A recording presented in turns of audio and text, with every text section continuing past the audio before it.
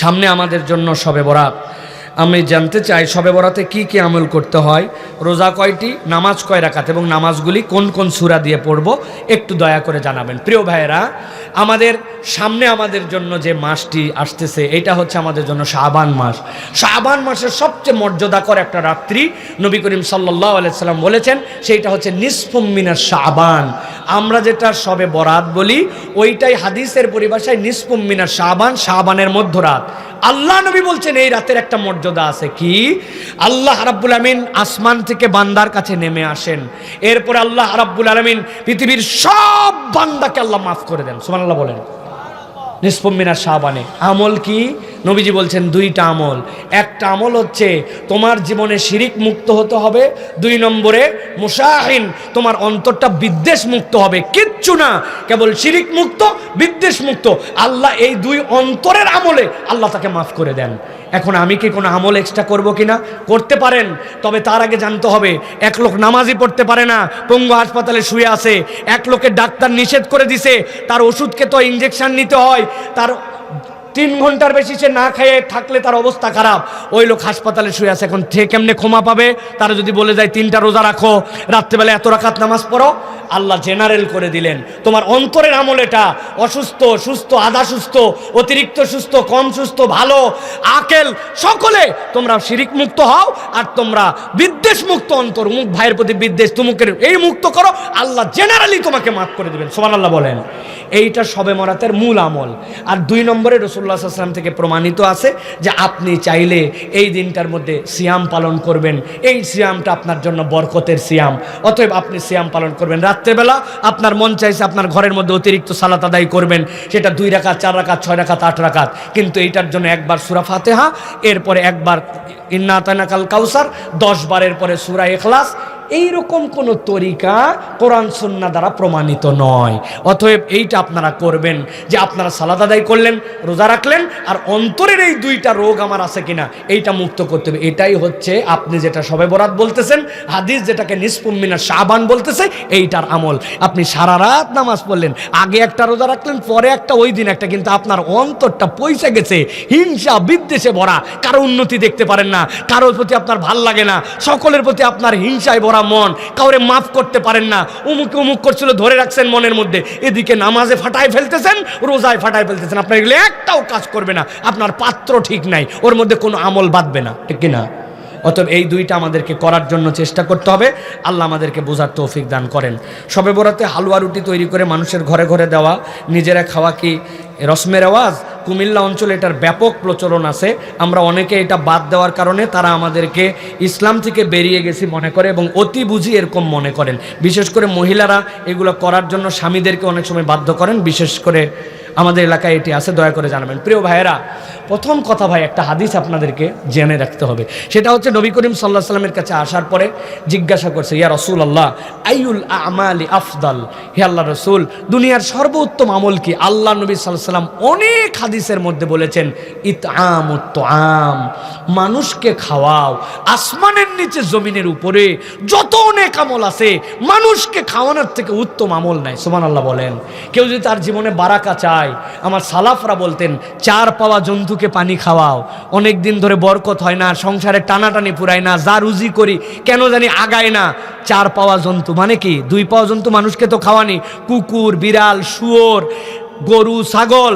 আল্লাহ নবী সাল্লাল্লাহু আলাইহি সাল্লাম যে খাওয়াতে বলেছেন, আম করে রেখেছেন ওইটা। সালাফরা বলতেন বরকতের এইটা, প্রাণীর মধ্যে দয়া করা। এখন কথা হচ্ছে, আমরা যে শবে বরাতের মধ্যে হালুয়া রুটি এইটা খাওয়াচ্ছি, এইটার সাথে আমাদের সম্পর্ক কি? এইটার সাথে আমাদের একটা রেশমের আওয়াজ হয়েছে, এইটা খাওয়ালে মনে হয় পুরা বছর আমাদের জন্য ভাগ্য পরিবর্তন হয়ে যাবে, পুরা বছর আমাদের জন্য ভালো খাওয়ার ব্যবস্থা হবে, পুরা বছর বোধহয় আমাদের জন্য এটা একটা বিরাট বড় পুণ্যের কাজ হবে। এইটা যদি ইবাদত মনে করেন আপনি, তাহলে আপত্তি আছে। কেননা রাসূল সাল্লাল্লাহু আলাইহি ওয়াসাল্লাম সাহাবীদের যুগে, তাবেঈদের যুগে নিসফুম মিনাশ শাবান ছিল, কিন্তু ওই যুগে এই কালচার ছিল না। এখন আপনি যদি এটাকে ইবাদত মনে করেন তাহলে ঝামেলা। কিন্তু এটা যদি আঞ্চলিক একটা কিছু হয় যে হ্যাঁ মানুষ মানুষকে খাওয়ায়, সেটা সব দিনও খাওয়াতে পারেন, আপনার মন চাইছে এই দিনও খাওয়াতে পারেন। আপনার সব দিন সুযোগ হয় না, আপনি শুক্রবারে যেরকম খাওয়ান অন্য দিন খাওয়ান, এরকম খাওয়াতে পারেন। কিন্তু এইটা করলে একটা ইবাদত, এটা যে করবে না তার জন্য বিরাট গুনাহ। হালুয়া বানাতে হবে 8-10 ধরনের, এটা ইসলামের নামে অপসংস্কৃতি হয়ে যাবে। কিন্তু ইসলাম খাওয়ানোকে উৎসাহ দিয়েছে। আপনি নিরেট যদি মানুষকে খাওয়াতে চান সেখানে আপত্তি নাই, কিন্তু মনে রাখতে হবে আল্লাহ রসুলের সুন্নাত এবং ইসলামের প্রতিষ্ঠিত বিধানের মধ্যে নতুন কোনো ইবাদত বানানো যাবে। এখন এটা যদি রসমের রেওয়াজে ইবাদত হয়, বাদ দিয়ে দেন, ইবাদত হিসাবে এটা করা যাবে না। আশা করি আপনাদেরকে সংক্ষিপ্তভাবে বোঝাতে পেরেছি। যে ছেলে 5 ওয়াক্ত নামাজ পড়ে না, সে কি তার পিতার জানাজা পড়াতে পারবে? আমাদের এলাকায় এরকম ঘটনা ঘটেছে এবং অনেক মানুষ এই ছেলেকে আবার নামাজ পড়ানোর জন্য উৎসাহ দিয়েছেন। জিজ্ঞাসা হচ্ছে সে নামাজ যদি পড়িয়ে ফেলে তার নামাজ হবে কিনা। প্রিয় ভাইয়েরা, এখানে 3টা দিক আছে। প্রথম দিক হচ্ছে ঈমান, ইসলাম আর বেঈমান, এর মধ্যে কুফুর, এইটার মধ্যে পার্থক্য হচ্ছে সালাত। একজন মানুষ যদি সালাত না পড়ে, আমাদের আগেকার যুগের মানুষেরা, প্রথম যুগের মানুষেরা মনে করতেন নামাজ পড়ে না কে? বেঈমান। যে মুসলমান আমার নামাজ পড়ে, আর মুনাফেকও নামাজ পড়তো, জানেন? আল্লাহ নবীর সাথে মুনাফেকরাও নামাজ পড়তো, মুনাফেকই করতো, কিন্তু নামাজ বাদ দিত না। তাহলে উনারা পার্থক্যটাই বুঝতেন, নামাজ পড়ে না মুসলমান না, নামাজ পড়ে মুসলমান। তাহলে আমাদের মুসলমানের তো চিহ্ন সালাত, এটা বাদ দেওয়া যাবে না। দ্বিতীয় কথা যেটা, পিতার জানাজার জন্য সবচেয়ে বড় হকদার হচ্ছে সন্তান। পৃথিবীর সব টাকা পয়সা দিয়ে কোনো পৃথিবীর শ্রেষ্ঠ হুজুরকে ভাড়া করেও যদি আপনি তার দিলের যে আবেগ হবে, আর সন্তানের জন্য যদি, পিতামাতার জন্য সন্তান যদি দাঁড়ায়, তার দোয়া যেটা কবুল হবে, নবীজি সাল্লাল্লাহু আলাইহি সাল্লাম বলেছেন 3 ধরনের দোয়া ফেরত দেওয়া হয় না। এর মধ্যে মজলুমের দোয়া, সন্তানের জন্য পিতামাতার দোয়া, পিতামাতার জন্য সন্তানের দোয়া, এইগুলা কবুল দোয়া, সেই হিসাবে হকদার সে।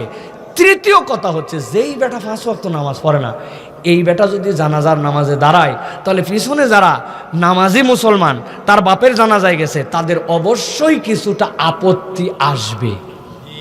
ঠিক না ভাই? তুমি 5 ওয়াক্ত নামাজ পড়ো না, তুমি বাবার জানাজা পড়তেছো, আমরা সকলে দোয়া করতে আসলাম, আমাদের তো দিলের কষ্ট আছে। যদিও এটা আমাদের আবেগ এবং বাস্তবসম্মত আবেগ, কিন্তু মনে রাখতে হবে 5 ওয়াক্ত সালাত ইন্ডিভিজুয়াল ফরজ, আর আপনার জন্য জানাজার যে দোয়া করতে আসছেন এটা একটা জানাজার ইন্ডিভিজুয়াল হুকুম। সেই হিসাবে কোনো ছেলে যদি তার বাপের পিছনে দাঁড়ায় যায়, আর পিছনে যদি সবাই নামাজিও পড়ে, তাহলে তার জানাজা হয়ে যাবে, এবং আল্লাহ চাইলে এই দিন থেকে আল্লাহ যেন তাকে হেদায়েত দেন, এইটা মনে রাখতে হবে।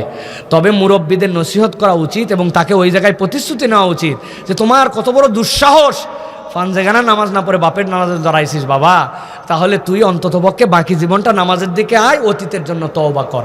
কিন্তু এই লোক যে নামাজ পড়লে নামাজ হবে না, বিষয়টা এরকম নয়। আল্লাহ আমাদেরকে বোঝার তৌফিক দান করুক।